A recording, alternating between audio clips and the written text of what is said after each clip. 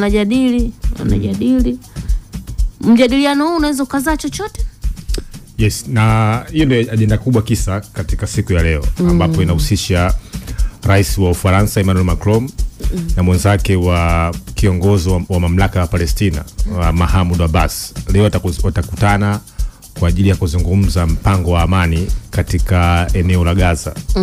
Na wote tunafahamu kwamba katika eneo la Gaza na katika eneo la Palestina, lakini hususan katika siasa za Mashariki ya Kati, kuna mipango mbalimbali ya kuhakikisha kwamba eneo hilo linakuwa ni eneo la utulivu, eneo salama kwa kuishi, eneo ambalo limekuwa likipelekea au likikosekana ule utulivu au uvunjifu wa haki za binadamu.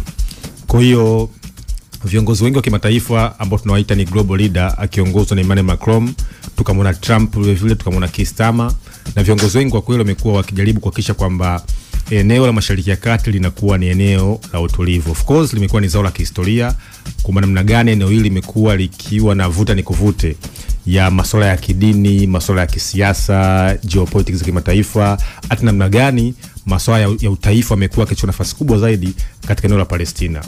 Sasa Emmanuel Macron na nchi ya Ufaransa tunafahamu kwa mfano kwenye kikao kilichopita waliweza kuitambua nchi ya Palestina. Na ni mojawapo ya nchi ambayo kweli imekuwa imechukua nafasi kubwa sana kwenye siasa za kimataifa. Namna gani Ufaransa, Canada, Uingereza wameweza kuweka azimio la kuweza kuitambua taifa la Palestina. Na kimsingi ni kwamba tunaposema taifa tunazungumzia vitu vitatu. Maana taifa maana ni watu, taifa maana ni serikali, taifa maana ni mipaka. Kwa hiyo Uingereza kutazama Ufaransa, wao ndo kwa kiasi kikubwa wamekuwa kisupport Israel, lakini tumeshuhudia baada ya yale ambayo yanaitwa mauaji ya watu wengi, takriban watu 60,000 kufariki katika eneo la Gaza, tumeona kwamba hawa watu sasa wamekuja kuitambua nchi ya Palestina. Of course kulikuwa kuna vikwazo. Hotuba kali ya Benjamin Netanyahu imekuwa ikisema kwamba hakutakuja kuanzishwa taifa la Palestina, lakini tumeshuhudia vile vile kwenye bunge la Knesset, bunge la Israeli, wameendelea mpango wao wa kuweza kutaka kuongeza mipaka katika ukanda wa West Bank. Sasa kikao cha leo cha Abbas na mwenzake Macron kinatarajiwa kwamba ni kikao ambacho kitaendeleza harakati za kuweza kupelekea amani ya Gaza. Mwanzo tumeshuhudia kulikuwa kuna mpango wa watu wa 20 ambao unaongozwa na Rais Trump kuhakikisha kwamba Hamas inakuwa sio sehemu ya kuongoza Gaza, lakini watu wa Gaza wanaweza kuishi kwa amani. Nchi za Kiarabu na jumuiya za kimataifa, mpango ambao unaongozwa na aliyekuwa waziri mkuu wa Uingereza kwamba Tony Blair kuja kuiongoza eneo la Gaza. Kwa hiyo mipango kule imekuwa ni mingi sana ambayo inaongozwa na hii jumuiya za kimataifa. Sasa hoja msingi ni kwamba, na nafikiri katika hoja yako kwanza ambao umejenga, kwa nini swala hili limekuwa ni swala ambalo limekuwa kila siku au kila miaka ni mipango ya amani. Hoja msingi ni kwamba imekuwa ni mzozo ambao tunaita ni paradox, kwa kwamba ni mzozo ambao umekuwa ukihusisha maslahi zaidi ya nchi moja, lakini maslahi ya utaifa. Kwa Palestina, wao wamekuwa wakipigania na kuweza kupinga kile ambacho kinachoitwa unyonyaji, ukandamizaji wa haki zao za msingi katika kujitawala, lakini kwa Israeli wamekuwa wakijenga hoja kwamba wao hawana sehemu nyingine ya kuishi. Waliuliwa kwenye Holocaust karne ya 19, waliuliwa na Hitler. Kwa wao pale Mashariki ya Kati ni eneo ambalo wanahisi kutokana na vitabu vyao vitakatifu lazima waweze kuwekwa pale. Kwa hiyo mpango wa Macron, mpango wa two state solution, mpango wa jumuiya ya kimataifa umekuwa ni mipango mbalimbali ambayo kwa kweli imekuwa ikiibua wadau wengi wa diplomasia, wadau wengi wa migogoro, namna gani Mashariki ya Kati na eneo la Gaza hususan katika upande wa Palestina wanaweza kuishi kwa amani na wenzao wa Israeli. Mwanzoni nilikwambia mazungumzo yamekuwa mengi. Donald Trump anahitajwa ndo Marekani kama ndo inaongoza dunia vile wanataja hivyo. Tayari ameshawahi kuzungumza kuhusu hatima ya Gaza, akaeleza namna ambavyo yeye anaiona Gaza mpya. Kwamba sio Gaza eneo la machafuko, Gaza mpya kujengwa, ikatamkwa hivyo. Na watu kwa wanaichanga kama itakuwa ni karata ya ushindi kwenye uongozi wake, kama comeback, kurudi tena madarakani. Lakini ameenda sijaelewa kama mambo yameenda naenda narudi naenda narudi. Kwa hiyo pengine hiki anachoanza kukifanya Ufaransa na mataifa mengine wanaweza kuzaa chochote kitakuwa cha tofauti nini? Mazungumzo haya nimekuambia mwanzo mchungu. Yamekuepo, yani yamekuepo. Ukikaa kidogo utasikia nchi za Umoja wa Ulaya sasa zimeamua kuzungumza. Ukikaa kidogo utasikia sasa hapa wameamua nchi zenye maendeleo G5 wameamua kuizungumza. Nini kitakuwa special kwa Macron? Yani nini special? Yes, kwanza ni kwamba ni kweli kama ulivyosema kwamba Trump amekuwa ni kiongozi ambaye amekuja na mipango mbalimbali. Na moja ya kitu ambacho kwa kweli Trump kilimsababisha kushinda urais ni sera yake ya mambo ya nje ambayo ilimsaidia yeye kuhakikisha kwamba anaweza kurudi mamlakani kwenye awamu yake ya pili. Kwanza kuna swala la msingi kwa Trump, yeye amekuja na mipango mbalimbali. Kwanza alikuja na mpango ambao unafahamika kwamba Abraham Accord. Ni mpango ambao wakuja kuweza kutengeneza unaita normalization, yani taifa la Israeli kuweza kutambuliwa dhidi ya mataifa kinzani ya Kiarabu. Na hata jana kuna ziara ya kiongozi mpya wa Syria ambaye kiongozi huyo tumeshuhudia kwamba aliweza kumuondoa Assad. Umekuwa nao ni mojawapo ya nchi ambayo imeingia katika mpango wa normalization. Kuna kwamba sasa Syria itakuja kuitambua taifa la Israeli. Ukiacha katika historia yao ya Bashir al-Assad, Hafidh al-Assad, ulikuwa kuna msuguano mkali sana kati ya Israeli na Syria. Kwa hiyo sasa mpango wa Trump wa Mashariki ya Kati, anataka Mashariki ya Kati ambayo ikiwa na amani zaidi. Lakini sasa kwa Emmanuel Macron wao kuwatazama, cha kwanza kumekuwa kuna harakati kubwa sana duniani, hususan ambazo zimekuwa zikiongozwa na wanaharakati wa haki za binadamu, hata wanaharakati za watoto, kupinga kwamba kile ambacho kinachoitwa mauaji ya halaiki ya watu wa Gaza, hususan katika eneo la Gaza.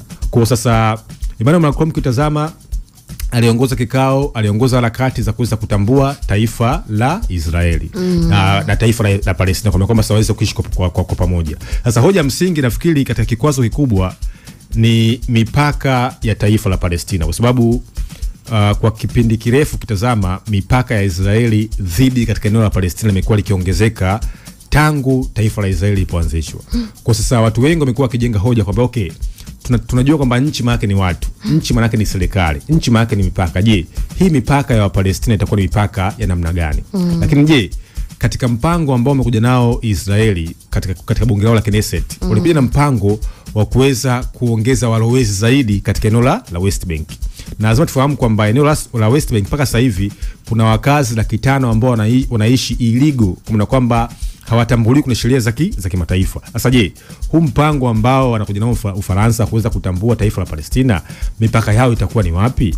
Of course kuna jitihada ambazo zimefanyika katika mwezi uliopita za kuweza kuitambua Palestina na hata kuipa kiti cha observer, kiti cha mchikimano kwamba kiti cha kama muangalizi katika Umoja wa Mataifa, lakini bado harakati hizo zimekuwa hazijaweza kufua dafu na zina maswali mengi katika jumuiya ya kimataifa. Kwa hiyo kimsingi ni kwamba ni kweli kuna kwa mipango mbalimbali, lakini ukitazama bado swala la mipaka, bado swala la kihistoria, bado swala la utaifa limekuwa ni swala gumu zaidi kuna eneo la Mashariki ya Kati. Of course uanzishaji wa taifa la Palestina na uanzishaji wa taifa la Israeli hauwezi kuacha kuzungumzia ushawishi wa Marekani, Ufaransa, Uingereza dhidi ya kuanzishwa taifa la Israeli. Kwa hiyo hao wenyewe kutazama wamekuwa ni wakiweka nguvu kuweza kuhakikisha kwamba Israeli na kuwepo, lakini zaidi sana sasa hivi tuna kabisa kwamba wanabadilika na kuja kutambua taifa la Palestina. Israeli wao wametoa taarifa pia hivi karibuni sio niseme nitakuwa lugha nzuri kususia wakisema kwamba hawataki vikosi vya Uturuki kwenye kipindi kama hiki ambacho suluhu inatafutwa na vitu vingine kama inamaanisha nini hiyo? Yes, cha kwanza kumekuwa kuna msuguano mkali sana kati ya Uturuki na taifa la Israeli. Baada ya kile ambacho kinachoitwa ICJ, International Court of Justice, tukashuhudia South Africa ikaipeleka mahakamani Israeli kwa kile ambacho kinachoitwa mauaji ya halaiki. Lakini vile tukashuhudia juzi Rais Erdogan naye ameunga mkono juhudi za South Africa kuja kuitaka Israeli iweze kushtakiwa kwenye mahakama ya haki almaarufu kama ICJ, International Court of Justice.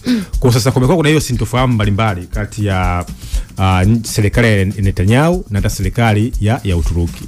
Na moja ya speech ya Netanyahu alisha kumwambia Erdogan kwamba huu mji mkuu wa Jerusalem ni mji wetu ambao tumepewa na huo ndio utambulisho wetu wa nchi ambao unaitwa taifa la Kiyahudi. Kwa hiyo Jerusalem haiwezi kushare dhidi ya Wapalestina. Kwa hiyo ilikuwa ni mtazamo mkali sana dhidi ya wapinzani ambao wameongozwa na nchi ya Uturuki.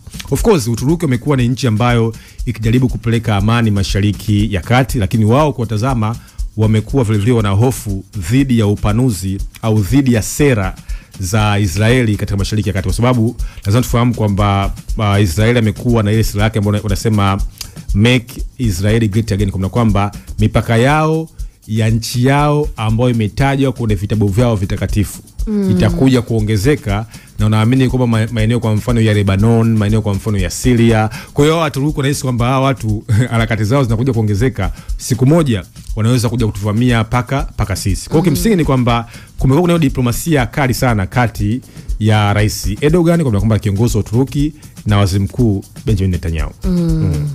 Lakini tukiachana na habari hizo tukiendelea kusalia kwenye ukanda huo